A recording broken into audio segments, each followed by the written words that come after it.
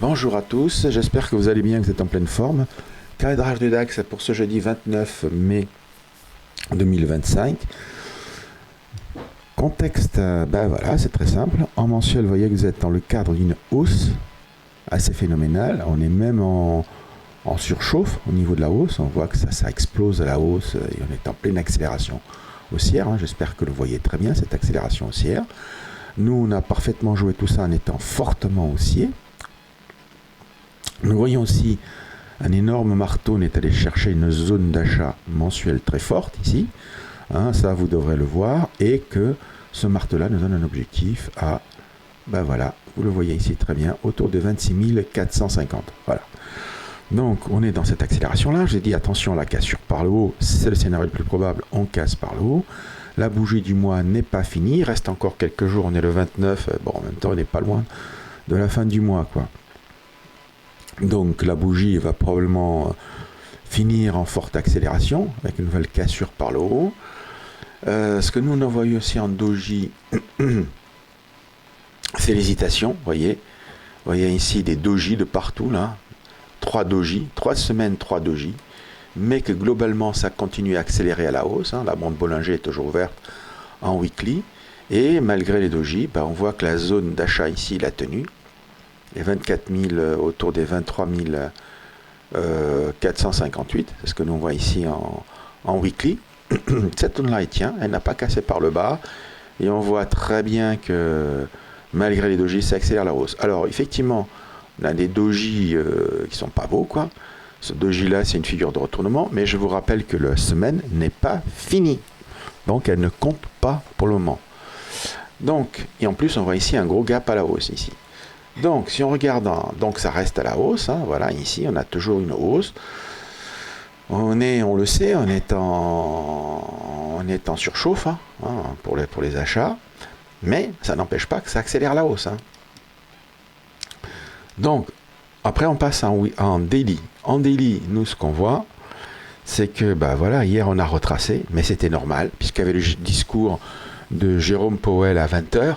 Donc, le marché a dans un moment où le discours des banquiers centraux est fondamental, c'est presque la seule chose qui fait bouger le marché, tellement il se fout pas mal du reste, on voit très bien qu'on a ici fait une bougie rouge, qu'on a retracée, qu'on est venu se poser vers la zone d'achat des 24 000, qui était aussi une zone de retournement, puisque moi je ne veux pas avoir de clôture sur cette bougie-là, pour confirmer la hausse.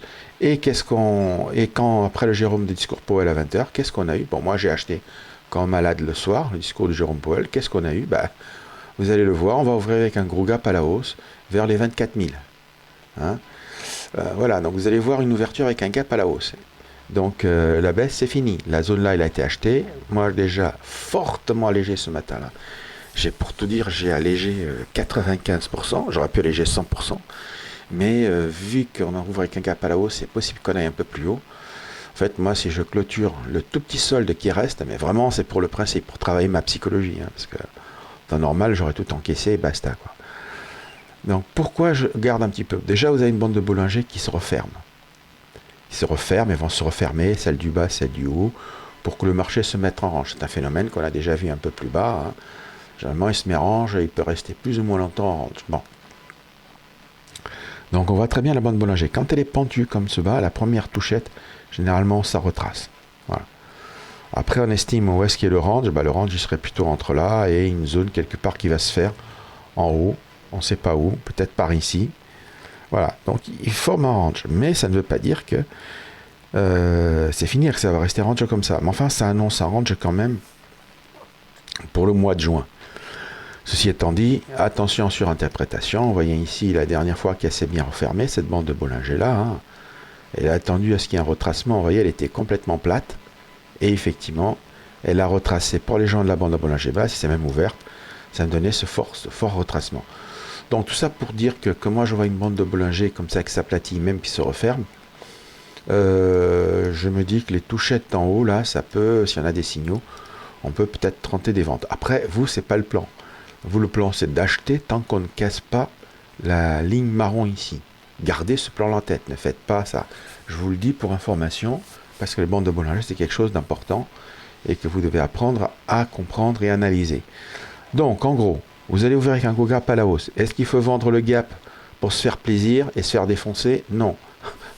Clairement, quand il y a un gap à la hausse, ça ne se vend pas. Je n'ai pas dit qu'ils ne vont pas retracer, mais moi, je ne le ferai pas. Voilà. Je garde même un petit solde des achats pour aller tenter la touchette en haut, là, à 24 450. Vous voyez, j'ai aucune psychologie vendeuse. On n'a pas de signaux de vente. Donc nous, on garde les zones de vente d'hier. On va le voir en H4. Mais vous voyez très bien que la zone ici, vieux marron, est la première zone d'achat. Si on casse cette zone marron là, nous, on n'achètera plus. Ok? J'espère que c'est clair pour vous. Là, au contraire, on attendra d'un mouvement en retour vers ligne marron pour revendre. Si jamais ça casse en clôture horaire. Ok? Donc là, j'espère que c'est clair pour vous. Donc, puisque j'ai trop parlé, j'ai mal parlé, ce qu'il faut retenir, c'est on est acheteur. Le marché est fortement haussier, dans une accélération haussière. Il commence à montrer doji, donc ok, on prend note. Donc nous, c'est simple, tant qu'on est dessus une ligne marron, on achète. Donc on a acheté hier ici. Et on va continuer à acheter aujourd'hui, en considérant que c'est une ligne de retournement. Toute clôture horaire en dessous, on va attendre un retour vers ligne marron pour vendre. Ok? Voilà, c'est tout ce qu'il y a à retenir. On est toujours acheteur, on va ouvrir un gap à la hausse et tout est haussier. Et on va prendre les zones d'achat en H4. Et donc en H4, ce qu'on voit, on va ici fortement la cassure par le haut. Donc vous voyez, on a acheté exactement dans la zone que je vous ai dit hier, vers cette zone de mèche là, qui correspond à la touchette la même 20. Petit doji ici, vous le voyez, cassure par le haut, on achète, et on achète avec force. Donc voilà, j'ai acheté avec force. Et on arrive ici, on allège fortement, c'est ce que j'ai fait, le marché va un peu plus haut, j'aurai un tout petit solde, et on est en mode cassure pour aller beaucoup plus haut. S'il faut un retracement ici vers la Tenkan Kijun, qui était la zone d'achat faible hier, hier elle était vraiment faible, on a pété par le bas, donc nous on n'a même pas eu d'occasion d'acheter cette zone-là. Eh bien, si jamais il s'arrête ici, on tentera des achats pour aller beaucoup plus haut. Donc on avait dit sur le cash qu'on pouvait monter jusqu'au 24 400, donc nous on garde cette zone-là. Donc c'est le haut de cette bande de Bollinger là où elle est plate. Voilà ce que je peux vous dire. Donc première zone d'achat ici, 24 100, 24 200, voilà, aujourd'hui. Et ici, toujours pareil, vers cette zone basse là, toujours vers pareil, toujours les 24 000. Ok? Voilà. Voilà pour le plan de la journée. Il est relativement simple. Au niveau des chiffres, on aura ici les chiffres des inscriptions au chômage.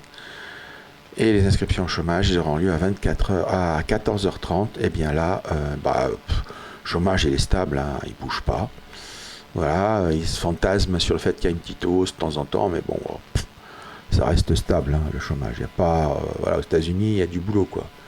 Voilà, tout ce qu'il y a à dire. On n'attend pas grand-chose à part les inscriptions au chômage, il n'y a rien à dire. Nous, on est acheteurs. Vous voyez que le marché, il ne va pas casser par le bas facilement, contrairement à ce que vous pensez. Moi, je suis en scalp à la hausse. Et puis basta, quoi. Voilà, première zone d'achat ici, 24 200. Deuxième zone ici, 24 023. Est-ce que c'est clair pour vous? Je l'espère. N'oubliez pas ce que je vous ai dit. C'est très important. Je vous ai dit, soyez très prudents avec les ventes. Ceux qui pensent sur des plus historiques et donc on va tout retracer, eux, ils vont tout perdre en bourse. Ils n'ont rien compris. On a une forte impulsion haussière. On est sous l'effet d'un marteau ici, weekly, qui peut nous mener jusqu'au 26 450. C'est ça que vous reteniez. Forte impulsion, eux. Et là, ils ont des plans d'achat pour aller là-haut. Faites pas d'illusions. On n'est pas dans une tendance baissière. Si vous voulez garder des ventes parce que vous dites ça y est, c'est le coup du siècle, ça va tout péter à la baisse, bonne chance à vous. Ok? Nous, on continue à travailler, à appliquer le plan, à travailler à l'achat tant qu'on est au-dessus de la ligne marron, et basta. Et vous voyez que on n'a fait que des gains. On a une belle année, quoi. Et que c'est une forte hausse. C'est beaucoup plus fort que les cryptos. Faut pas vous faire d'illusions. Voilà. Donc, c'est le message que je voulais vous faire passer ce matin-là. En gros, ne vous faites pas avoir par les psychologies vendeuses. Ça y est, c'est la fin du monde, tout va mal, etc. Alors que le marché, vous voyez, il vous montre le contraire, c'est qu'il monte. Vous voyez même à la télé des mecs qui vous disent les marchés, ils ont fortement retracé, c'est la cata. Tu parles, mais c'est les plus hauts historiques. il raconte n'importe quoi. Ok, donc très prudence, grande prudence avec les psychologies vendeuses. Vous connaissez les conditions à partir desquelles nous commençons à travailler à la vente. Et vous voyez que nous, travailler à la vente, on a eu extrêmement peu d'occasions. Bon voilà, j'espère que le message il est passé. Et sur ce, je vous souhaite une bonne journée et je vous dis à bientôt. Bye bye.